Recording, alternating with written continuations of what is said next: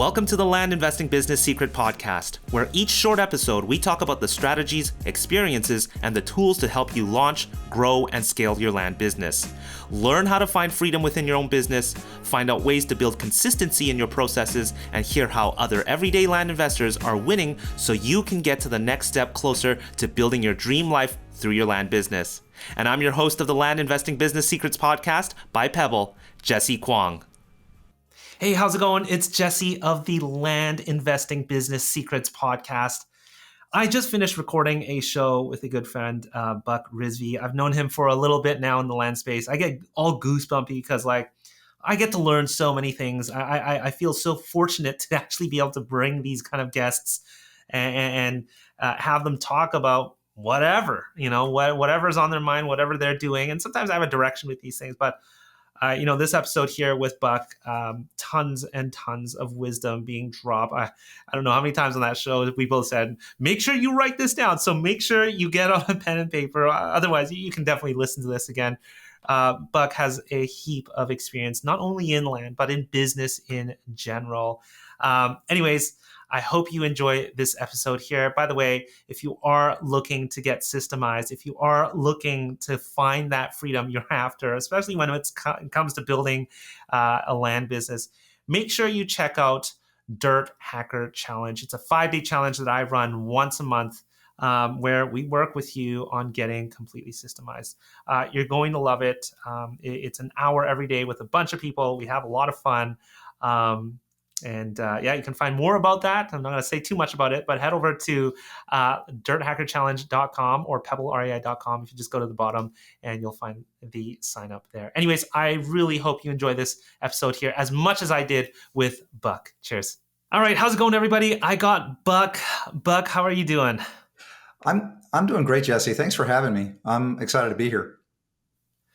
Buck, I feel like I've known you for a while in the land space. We've never really got connected until we finally got to meet you out in South Korea in Seoul there. In Seoul, and we'll have to cover that topic. We'll put a pin on that and discuss what happened at that event. But I think we've known each other for almost 3 years, maybe more than 3 years. Yeah, exactly.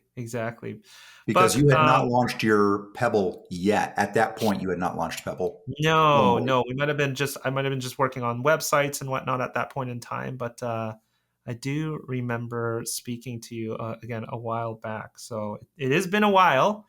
But Buck, give us a little bit of a background. How did you? I think your career extends way further than land, and I do want to touch on that. Actually, that's really interesting to me. But let's just start off on the land side. How did you get involved with land?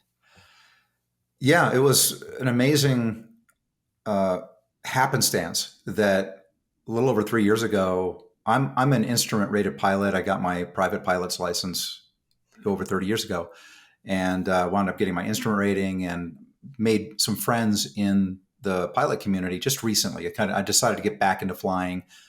And I figured if I'm going to fly, I need to learn how to fly like real pilots do and fly in clouds in bad weather and things like that if you're going to go traveling anywhere in a plane. So I was at Boulder Municipal Airport here, just maybe about 45 minutes from where I live now, and talking with a pilot friend of mine. We're chatting next to his airplane, and he introduced me to another pilot, a friend of his. And I said, hey, what's your story? Where do you live? That sort of thing. He said, hey, I live in France. I'm here visiting. I bounce back and forth between France and the U.S. And I'm in the land business, vacant land business. I said, well, what's that? I mean, I had some experience in running my own companies, but nothing to do with real estate, really. And he said, yeah, I buy these vacant parcels. I send out letters and buy and flip the parcels and make money. And I do it from my, mansion in France somewhere. But it's vacant parcels in the United States. And so that really got my attention. And he turned me on to a couple different land coaches at the time that he'd worked with, a couple of them. And one of them that he was continuing to go through some training with, I decided to sign up and go through their formal training program. And the rest was history. And how many years ago was that? A little over 3 years. I was just looking at it, 3 years and 2 months. That was June of 2020. Now, well, I think a lot of people don't know. A lot of people know Buck Rizvi. They know who you are in the land space, but you've got a presence in another area. I mean, and I didn't find out about this until we were on that trip that we were all Yes. on. But you have a presence in, I believe, the supplement world, the e-commerce world. Yes. Tell us a little about that, and are you still involved with that? Yeah. I mean, I was then and I am still now. And so I started a human dietary supplement company back in 2005. Wow. So, wow, it's 18 years. And then had a second company that I launched with some partners. And we kind of, one of those things about having partners is always interesting, is everyone's pulling in different directions, as you know, Jesse. Sure. Yeah. And it can be challenging sometimes, especially when you have multiple partners in the business. Right. So I had one company kind of go up and down, flame out. Another company that I started initially in 2005 had been sort of on a steady rise, and I still own that company today. And Yeah. then my wife and I and another partner started a supplement company for pets in the pet space. And we own that. We're really excited about that. We continue to operate that, and that's starting to take off. So I want to say, land is one thing I do. I have a couple other businesses that we run. And, I want to say land and land investing, compared to other things that I've done, had the fastest, from point A to point B of generating profits and a lot of profit. I've never seen something move that fast with such a small micro team. And for me, the micro team was like me and a VA, right? Incredible. Yeah. Yeah. How do you do it? How do you do all these things? Yeah, it's and I have a wife, four And kids, and kids? three grandkids, and I'm a volunteer firefighter. So that Oh my I like, goodness. but I feel like we as humans, we have so much untapped potential and so much depth to what we can do. And yeah, it is about managing time and focusing on the right things. And I'm still learning how to do all that. Yeah. And what I've come to realize, and I think we'll talk about this as it comes to being successful in the land space, is willingness to like do what you and I did in Seoul. Like we got together, we broke bread together, hung out, got to know each other, shared some ideas about what's working, what's not working as it relates to land investing, Yeah. and a willingness to do that kind of networking and hanging out and making life interesting is what it's really all about. It's not just, I know as a young man, I was really focused on, making a buck, making a buck. I got to do, everyone was like on the path or in the way of my trajectory to make more money. Right. Which is, I see a lot of people still do that, right? There's a lot of, Yeah. young people, old people older than me still that do that. And I one thing that enables me to be energized is the people aspect of it. Can I connect with people like you? Can I connect with sellers? Can I connect Yeah. with buyers of properties from me? Yeah. I'm trying to view this as I'm making new friends, whether I'm buying or selling, or I'm dealing with, like I just had a deal funded, a relationship where someone funded a deal for me Yeah. just off of a text. And because I had that relationship, boom, boom, he Right. said, yeah, I'm in. You got the money.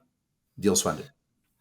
So, Buck, you're telling me that relationships are one of the key drivers to you sustaining what you're doing Yes. in all sort Yes. of in all your different entities. Is that what keeps you going here? Yes, we want to make money. We need to make sure Sure. the bills are paid, lights are kept on, that sort of thing. And Sure. uh, then it's, are we doing it with, is what we're doing making some kind of difference? Mm. For us, in the land space, when I see someone get funds because a seller can move from where she is in Northern California and to be moved to Arizona to be with her son and grandchildren, and the selling of the property in Oregon that she wasn't going to use enabled her to do that. Mm. First of all, I found out that that was happening. Why she wanted to sell the land. A lot of investors kind of gloss over that and don't even ask the questions. Yeah. Why are you selling? Why now? Why me? It's actually a good trio of things to ask. I hope you guys wrote that down. Write that down. So write her down. And then reminding yourself and continuing to discuss that with sellers.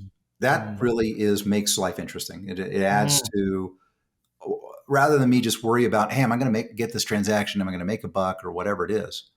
I can say, hey, that's so cool that you're going to be able to hang out with your grandson now, Right. your grandkids or your son in Arizona. Oh, you're going to be able to use this to put a down payment on a house or start, whatever the way they're going to use the funds.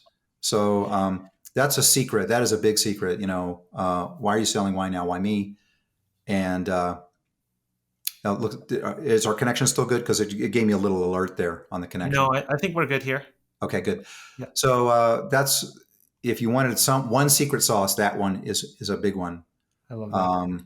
And it does allow me to. It was funny. I was at a training for as a firefighter at training last night for the local fire department, and they were asking for volunteers. I'm a volunteer, and they wanted to volunteer in addition to being a volunteer as a firefighter to help people mitigate the risk of their houses burning down around here, because we live in a wooded area. Right. And I was thinking, man, do I have the time now to do that kind of helping other people? Right. But if you're doing land, I think you should always have the time to be interested in people and elevate your emotional intelligence, right? Your EQ.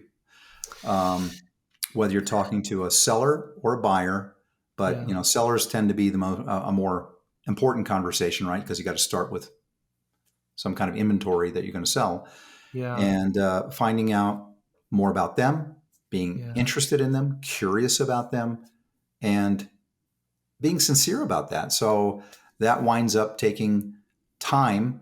And then sometimes here's the problem that we all face is the imposter syndrome, right? If I'm using the right term. So like, you invited me to be on your podcast. I feel a little bit like an imposter. I don't, I'm not always, it's like, am I going to be the guy on a podcast that's going to share some? And vice versa. I feel like I've got the imposters. What am I doing on a podcast? Yeah, I'm on a podcast with Jesse, man. He always talks to so many people. What am I doing hosting this? So yeah, having that feeling that you want to have. So what happens, especially at a younger age, I feel like, I got to get to the transaction. I got to talk about if I just give them the low enough deal, a high enough price point, they'll say yes, or I'll say these trick phrases and they'll say yes, or whatever it is, right? Or hopefully I could just text them and they'll say yes. Maybe I don't have to get on the phone with them. A lot of those wind up being mistakes. And what I'm seeing right now happening in the land space, it's happened in different ways in my e-commerce businesses as well, is that people see that there's success in a market, land or supplements, and everyone's like, oh, it's gravy train, let's get on. And they want to automate and simplify and make it go as fast as possible, but they don't want to do some of the softer skill work that might take real work to make it effective. And so they might cut corners and skimp. And I'm seeing that happen. I'm seeing some people fall out of the market because of unwillingness to do certain things. And it comes back to people. And so, what you just mentioned there, it comes back to people. You're talking about your young self. Maybe you're focused more on the bottom line or whatever it is. And how did you get here? How did you come to a place where you see things at a much higher level? you understand perhaps why you're doing what you're doing. You understand that, you know, relationships and being genuine. I mean, did something happen here? Did Yeah, something change here? What I mean, what was your journey like to get here? some really embarrassing mistakes, a lot of them, Yeah. and I still make mistakes, but then hopefully less now than I did then, and Yeah. realizing that people are not always just a tool for my bank account Mm, to grow, mm, mm, mm. and that, and I had a background in programming and sales and marketing and things like that before I launched my own company. But I remember when I was a W-2 salesperson for a software company, I Yeah. was sort of that mentality of, hey, people are always just sort of there in the way of me closing the deal and getting a commission. Right. Right. And why are you in my way? Get out of the way. Let's close the deal. That's hilarious. When the realization is they are the reason I'm here. They are the deal, right? Right. People are the decision makers. They're the ones that are going to get value out of. I remember having a conversation. I'm not going to name company names, but it was a transaction that I did when I was a W-2. I had a job, Mhm. and I did it. It was a $1 million transaction. We actually collected $1 million on that deal. So it's a software deal. We collected $1 million from the company, Wow. but the company that I was working for at the time didn't fulfill on their agreements on that. So it Mm. was sort of and I wound up going to another company, and I was like, oh, great, deal's done, made quota, Yeah. I'm happy. Yeah. However, went to another company, and I'm kind of circling around talking to contacts and so forth. And I reconnected with somebody that was associated with that transaction that I did. And he remembered, oh, you guys didn't fulfill your promises, and now you're calling me about Mm. doing another deal. Mm. And I remember that now. That was many years ago that this conversation happened. And it reminds me, hey, we're all just burnishing our own reputations, Yeah. our Right. own, we should have our own little star rating above our heads as we're walking around with our Right. augmented reality glasses on. And it should be legit, not distorted based on something, oh, I Yeah. paid for those reviews, or something like that. And that's actually one of the other secrets that I have is, I think you recommended that I should get a review system added to my Right. Pebble website. I was Right. like, how do I do that? Oh, you go ahead and use, I think I'm using endorsal.io. I Yeah. don't know if you still recommend that, but Yeah, I do. I remember it. Yeah. okay. So with your Pebble website, I added endorsal, and to this day, I still collect reviews. That's So everyone that amazing. sells me a product, Yeah. sells me a piece of land or buys a piece of land from me, I have it in my workflow. A review goes out from a review request goes out from endorsal Right. via Right. text and email, and it's Right. a Right. campaign. So that if they don't respond, they get another. Hey, would you mind sending me a review? Wow. That brings back Oh, yeah, the good thanks to you, memories. Jesse. You did that. That was years Yeah. ago, and I still use it Wow. to this day. So I literally have dozens and dozens of 5-star reviews saying, "Hey, I love buying land from Buck. Hey, I loved That's awesome. selling this property to Buck." Yeah. I mean I mean ratings and reviews are hugely powerful. But I want to come back to what you said here, going through the work and making the mistakes. Um, I mean, then there's really no way around that.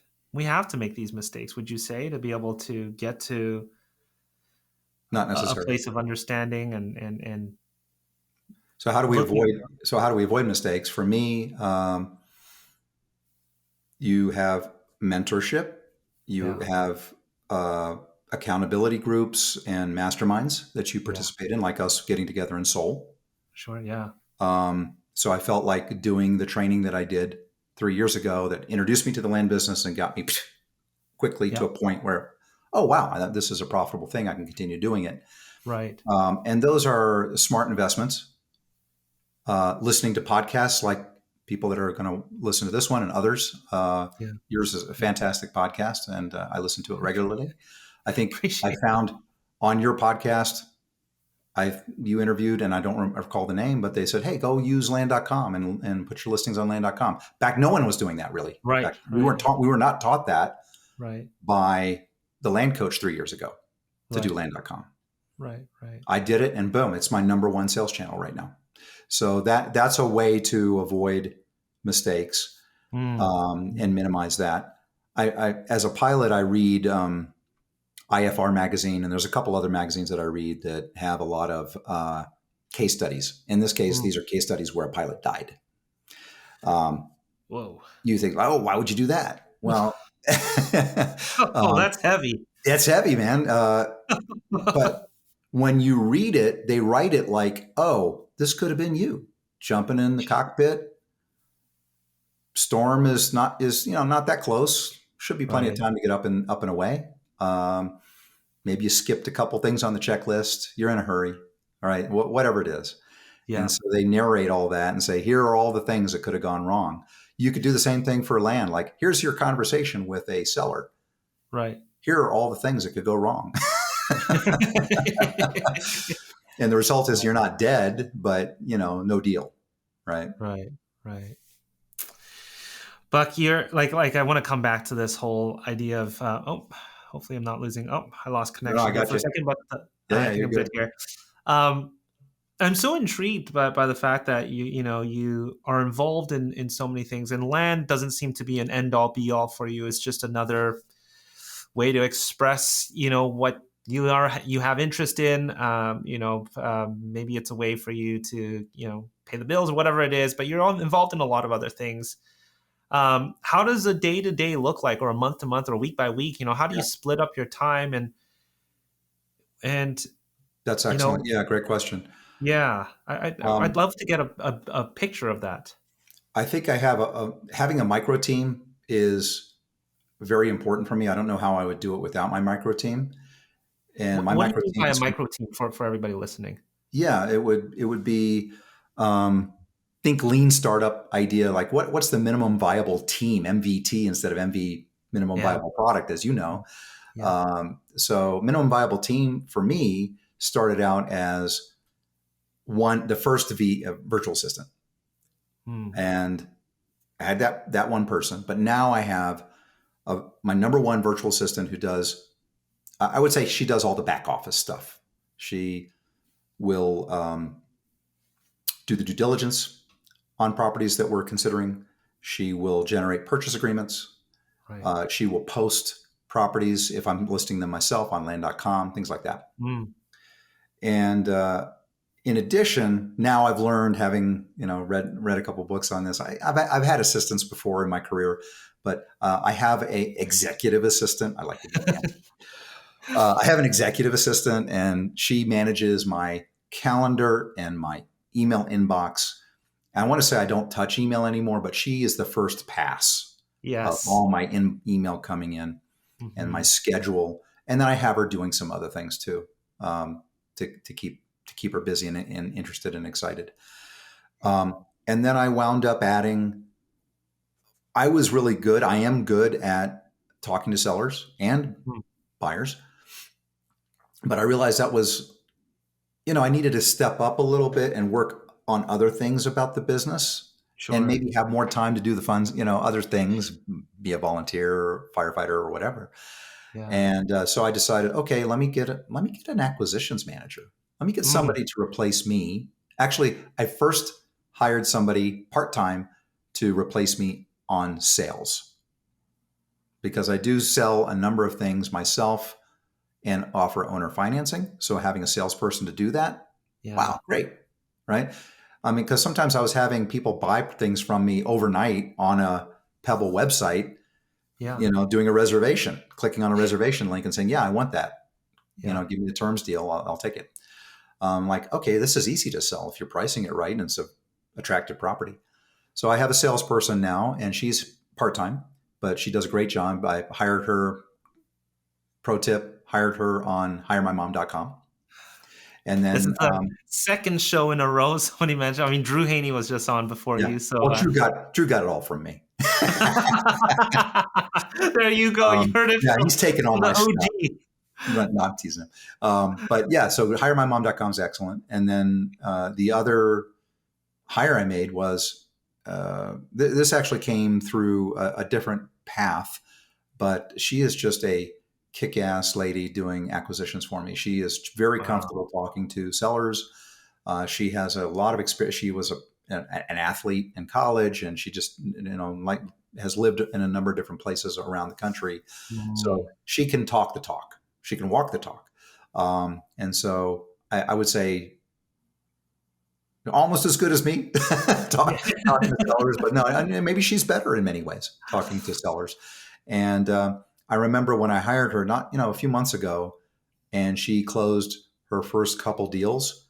Well, Mm. one of the deals she closed, I want to knock on wood, but one of the deals she closed might have been the first deal, has just gone under contract, and we have the potential of making 50,000 on that one Wow. transaction. So that was Wow. her taking one. Now I handed her the lead. The lead CAD had already come in, and I Hmm. had initial contact, but she took it from there and boom, did everything. So I was like, wow, that's amazing. Yeah. Yeah. So that's my micro team: acquisitions manager, salesperson, VA, EA, executive assistant. Hmm. And then I have a couple other people that do. I actually have a texting VA that works part time. I do texting, mailing. The only thing I haven't added to my mix is ringless voicemail, and I plan on doing that as well. But Sure. I definitely am a believer in multi-channel Yeah. marketing Yeah. Yeah. and And leveraging the leads.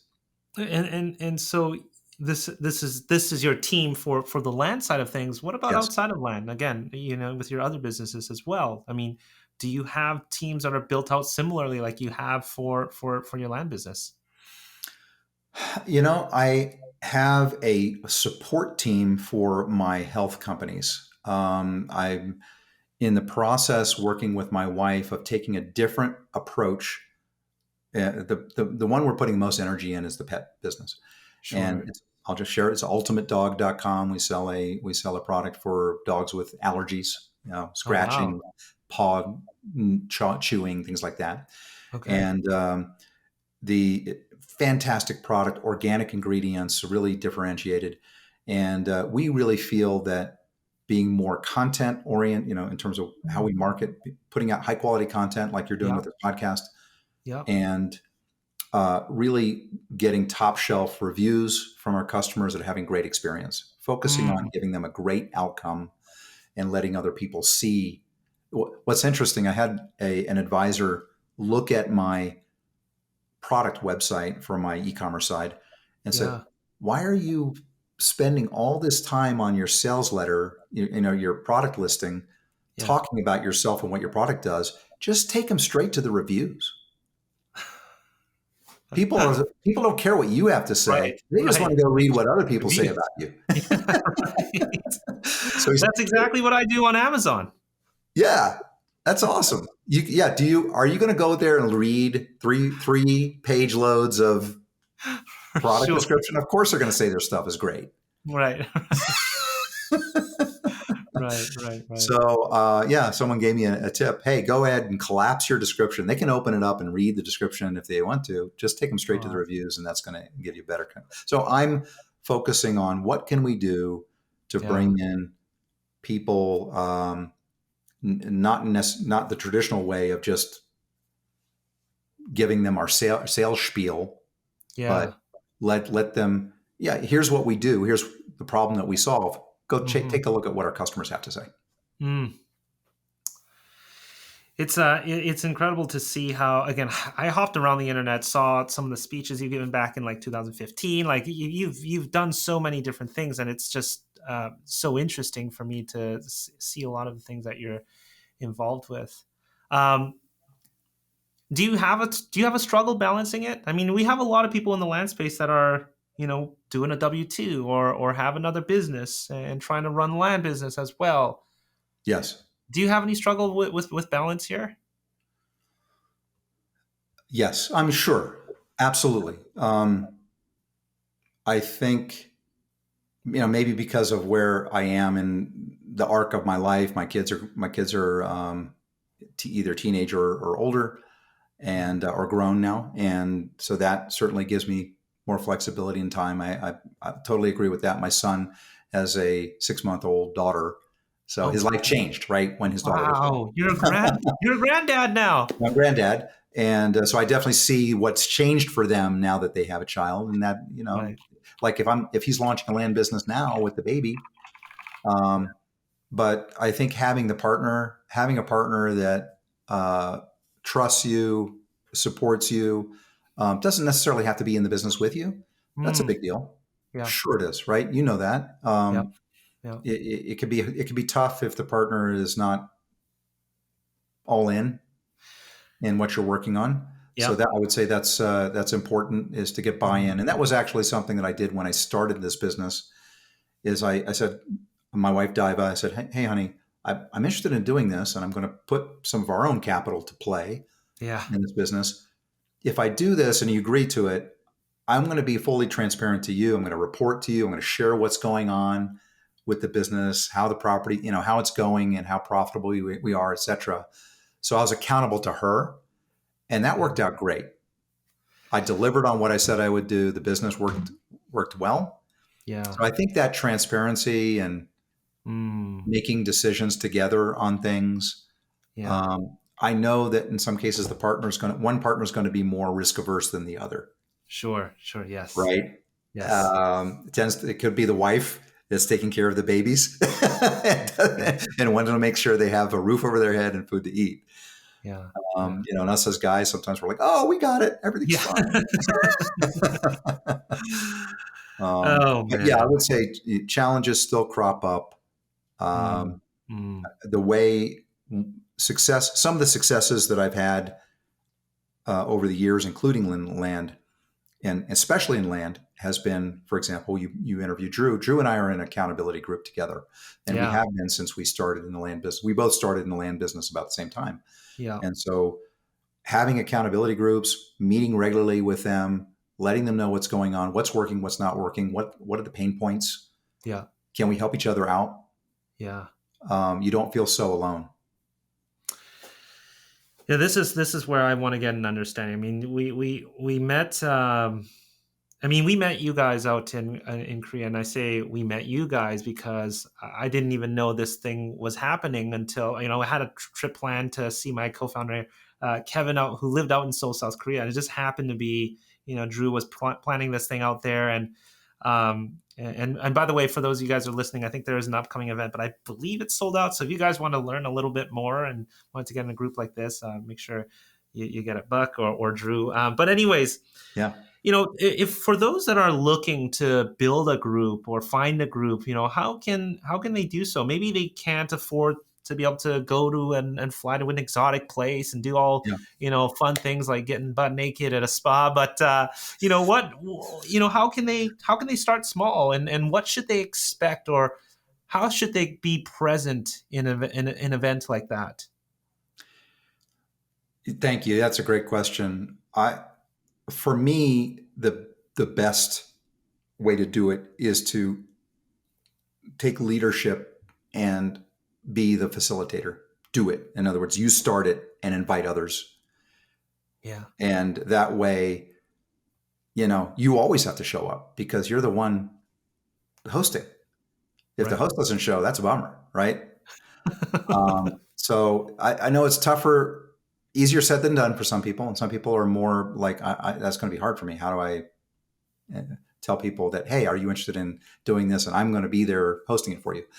Yeah. Um, Zoom calls or technology like we're using, Yeah. inexpensive, cheap to Yeah. use. Yeah. So you can do it that you can pick a time. We do it weekly. Yeah. Um, Not everyone shows up, quite Yeah. frankly. There have been times when I haven't shown up, but typically I show up. And I think Sure. that's the other one is, if you've done any sports, Mhm. what does the coach expect of you? You to show Show up. up for practice. Yeah. You think you're going to get starting position Yeah.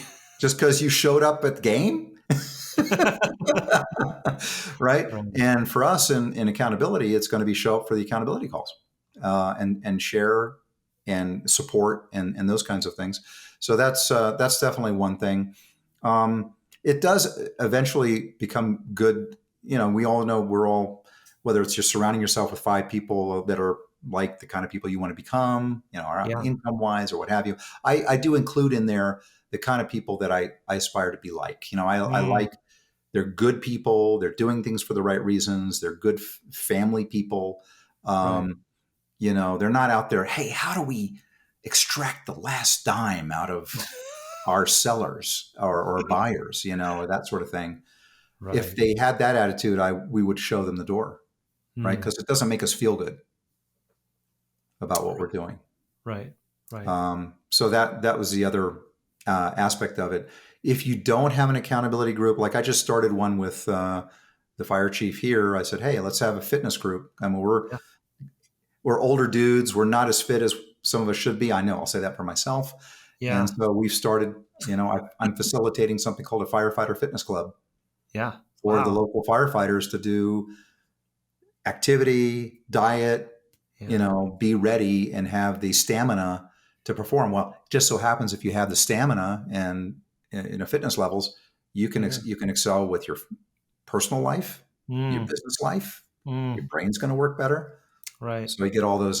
But it started with me saying, "Hey, I'll start up and facilitate." Meaning, I have to show up and Yeah. host these fitness meetings once a week. It's like you almost have more skin in the game, and you end up, I'm sure you end up gaining a lot more just because of the simple position that you put yourself in. Yep. Yeah. So That's yeah. I No. know I No. had something else that I wanted to share, maybe just a little tidbit. And Yeah. sorry, did you have a question first? No. I No. there No. was Go something I for wanted. it. Go for it. Yeah, one thing that I'm noticing, and this is for land. So takeaway, in terms of how people are approaching things and what their expectations are, rather than be the victim of the cycle and look, everyone's saying, hey, things sold like hotcakes back in 2020, 2021, and now it's tougher. Interest rates are higher, Sure. sales rates have slowed. Maybe there's still some hangover effect of, in some counties, people think their land is worth market or higher. Yeah. All of those reasons why they can't be successful. um, I would say that a willingness to um, not just be solely dependent upon technology, because Mm, technology is great and you always want to be on the leading edge. Like we didn't even get a chance to talk about what I'm doing with AI and things like that. I've heard. Um, I've heard. yeah. But a willingness to, I can't tell you how many times I've been on the phone with somebody who said they had a stack of offers, Hmm. yet they were talking to me, and then typically we'd wind up doing the deal. Right. Right. Why? Right? Yeah. Uh, and it was a selection of languaging, maybe for the initial communication, what they saw from me, whether it was the letter, the text, or a ringless voicemail message, Yeah. and then the willingness to get on the phone Yes. and have a dialogue, and not just, hey, we're here to buy your land. Would you Yeah. accept $35,000? Well, Right. right. Okay, that's an approach, Right. and that's probably the way the majority of new land investors would approach it. Mm, Um, but we need to have willingness to be curious, take right. time, build rapport. I had a sales manager, actually probably my first sales manager back when I was in my early 20s, and he was from New York. So I'm not going to try to butcher the New York accent, but Yeah. he would say, Buck, the thing you got to do is you got to take control, build rapport, and Mm, create urgency. mm, And so take control, build rapport, create urgency. I agree with all of those things, mm, right? But it's a nuance. And so taking control is you're responsible for that sales cycle with the seller. Let's say we're talking about sellers and buying, because if you buy right, this whole business is super easy, as you know. right. Um, and then the other is building rapport. I think that's the part people will say, big to take control, very tiny build rapport, or Mm, none, right? So the more my equation in this is the more rapport you build, yeah. the more right you have to ask for a lower price and get Mm, it. And get it. So I'm sharing a secret here. If you write I this hope. down, Yeah, write this build down. the rapport, meaning take the time, don't be in a hurry. Maybe Yeah, don't try to negotiate the offer on the first phone call. Let yeah, them know you need to do a little homework. You're going to get back, find out a little bit about them, their family, their why are they selling it? Why are they selling it to you? Why did they respond to you? What were their plans originally? All those kinds of things are good communication back yeah, and forth, and let yeah, them know a little bit about you. yeah, Hey, I live in Colorado. I'm yeah, a father. I'm a grandfather. I do some stuff volunteering. Oh, how's the weather over there in Southern California? Those little, because we're dealing with people, building rapport, they get to know me, get to know my name, or my acquisitions manager, she does the same thing. sure. That way, when we come back on the second call, Mm, write this down. You're not closing on the first call and I'm making an offer and expecting to get the yes. You're saying, I got to go check a few things. I'll get back to you with our best number. mm, You come back, you've built some rapport. Hey, Robert, how's it going down there? Yeah, did you go surfing the other day? I know you're retired and you're doing all that. I hope the surf was awesome. Um, and then you hey, we've done our homework. Uh, Maybe there's one or two reasons you found that it's not ideal to give you the highest number, but here's the number you can offer. This is the way our business works, and we can offer you this. right. And very often, they may say, well, that's too low, but they might come back and say, they'll tell you what their minimum number is, because really what you're trying to do is get to their true Mm-hmm. minimum Mm, mm, number, which may work, right? And may work for you. Um, but it's unlikely, because you spent that time building the rapport, that they're going to blow you out of the water, mm. Yeah. right? Yeah. I don't know if this makes sense, but one of the things I like to keep in mind is this is a people to people business. I mean, even doing what we do here, and I know I focus a lot more on the software than actual land, but I think specifically for land, it's so easy to get entrenched in the numbers and the mailing and the marketing and all of that we forget. I mean, at the end of the day, there is a huge relationship portion to this, and I think that Yeah. always gets clouded quite a bit, and it's very easy to get that clouded, right?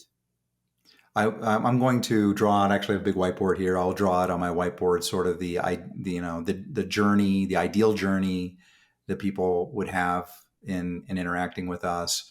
But what's surrounding that journey is like you said, the person to person Yeah. interaction, and people buy from people. Yes. And if they can justify emotionally initially, Mm-hmm. like, and I've had people do this, and I know the best land investors have this experience where the sellers say, I want to sell it to you, even if it means I'm going to make less money because I got Yes. a higher offer from somebody else. I want to sell it to you, Jesse. Yep. You Yep. are, you're the guy. Yeah. Yeah. How interesting, hey? It's I'm glad you brought that to light, and I hope all you guys listening are really taking notes here. I mean, Buck, you are dropping wisdom bombs all over the place. Oh, thanks, I man. wish I wish I had some sort of a highlight here that'll take notes for everybody listening. So I hope you guys are listening to this a second time. I am running out of time here, but I I know know you you are, touched on it very quickly, and it's really exciting, the sir. world of AI. Quick summary. I mean, what are you Yeah, trying, and then what's just you don't have to get into the details, but no there's problem. a I'll lot of just give you interesting, obviously, things in fact, I just unfolding. pulled almost 100,000 records with the assistance of AI. And it really comes down to uh, sitting in front of, and I was using ChatGPT Plus, so I'm leveraging that. There's other systems out there you can do this with, Yep. but ChatGPT used to have the ability, or still does, to generate Python code. And you guys are software companies, you know all this, and I could run the code and have it do things with data. The Yeah. data that I have it doing things with range from information about U.S. airports, real estate Mm, trends, which is available for free on websites like Realtor.com and Redfin, as well as the data that comes out of the ownership data service providers like DataTree, yeah. okay, or Yeah. Price.com.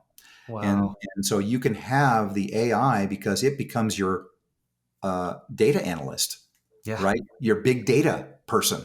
Yeah. It's ChatGPT now.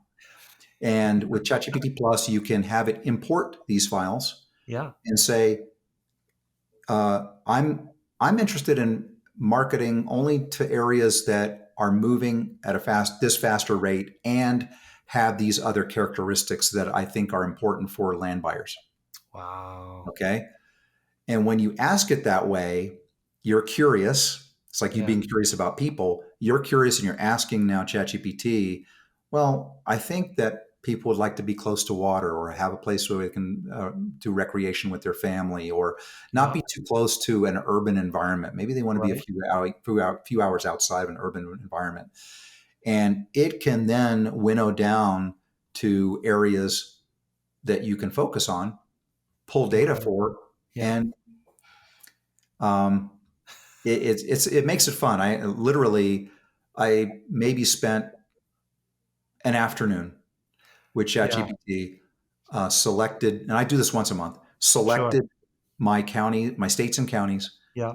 Then I had my VA pull the data. She's now doing it right now as we speak. Pull Wow. the data, um, scrub the data, and then do the skip tracing and loading into our text platform. That's So awesome. we have the campaigns, running, but we feel Yeah. good that these are the areas that have a higher probability for, I wouldn't call them leads yet, they're potential Yep. leads. It's not Sure. until they say, okay, yes, I want an offer, that they're an activated lead at that point, Yes. right? Yes. Yes. So just because I have your address, it doesn't mean you're a lead. I'm glad you clarified. That's a term that I end up fighting with a lot of people. It's not a lead until they've raised their hands They got up. to Uh, activate. Yeah, they're just a property owner at that point in time, right? right. So, Exactly. So hey, Buck. that's how I'm doing it. I think that things are changing very rapidly, as we all know. I think Yes. it's easy to get caught up in shiny object Hmm. Hmm. syndrome. Yeah. However, I do agree that we cannot avoid using. I would call it the jetpack, the power assist. Yes. Who Yes. drives a car now without without power steering? Almost nobody. Hmm. Hmm. But my first car was, actually my second car was manual steering. Uh, I had an old Mustang that had power steering, but yeah, That's but yeah, I feel like we have these, like we're Iron Man, right? yeah. We have that Yeah. suit we can put on, and that's what AI is for us. Have you noticed, over the months that, specifically OpenAI's ChatGPT has, you know, fallen short with certain things, or the way you're using it, has it held up? I do augment it with Bard. Okay. I Oh, do wow. so I will go out to bard.google.com, Yeah. which if you have a Google account, it's free, It's and no so it'll longer fill in Bard. I don't gaps. think it's available in Canada anymore. It was, and Ooh, then I they didn't know took it that. away. Yeah. Yikes! Is Yeah. that a government I have no law? idea. I didn't look into it. I was like, well, it'll come back. And I know what. VPN. Yeah. Yeah, exactly. Right. Yeah. um, Yeah. Whoops. No, so yeah, I would say I do augment any gaps with Mm. Bard. It's like, oh, you don't have data past 2021. Okay, let me go to Bard and ask. Okay. Yeah. Hmm. Awesome. Buck, I'm coming to the end of the show, but I do something called the quick fire round where I'd love to shoot just random questions Oh boy. and get an understanding of who you are. So outside of land, I mean, you talked about the things you like to do, but what do you like to do outside of land? Yeah, I am. I ride a motorcycle, and I've gotten back into motorcycle riding, so I enjoy doing that. I really do enjoy the volunteering as a firefighter. So I'm in Firefighter Academy now, Wow. and I will be through the end of the year. So structure and interior. And that is really pushing me on both in terms of learning new things and Mm. fitness. So I Mm. literally have to put on bunker gear, put on a breathing apparatus, run up and down flights of stairs with heavy weights. So that's great. I know it's cool, and Yeah. I'm doing it with young people that Yeah. Yeah. kick Yeah. my ass. So it's Yeah. keeping me on my game, right? That's awesome. I do love hanging out with younger folks. So I was just at my niece's wedding, and my son and my daughter were there. They're grown with their own kids. Yeah. And, people have so much wisdom to share, whether they're younger or older. I love So it. I enjoy always adding to my database. I Right. don't assume that I know everything, Mm, always be curious, yeah. ABQ. Is Yeah. that right? So ABC, excuse me, ABC.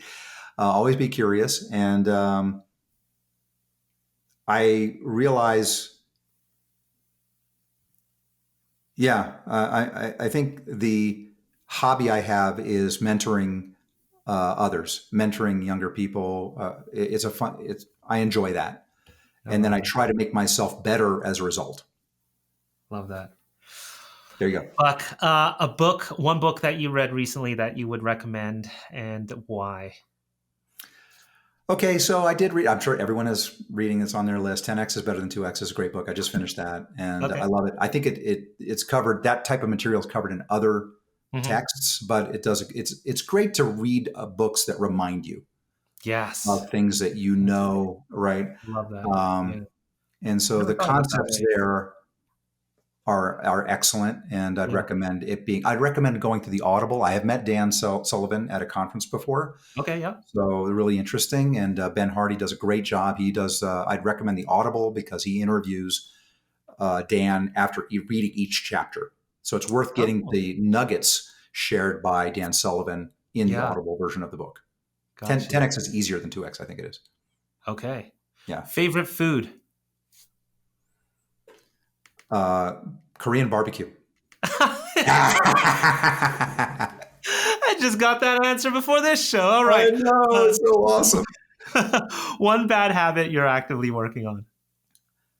I love carbs.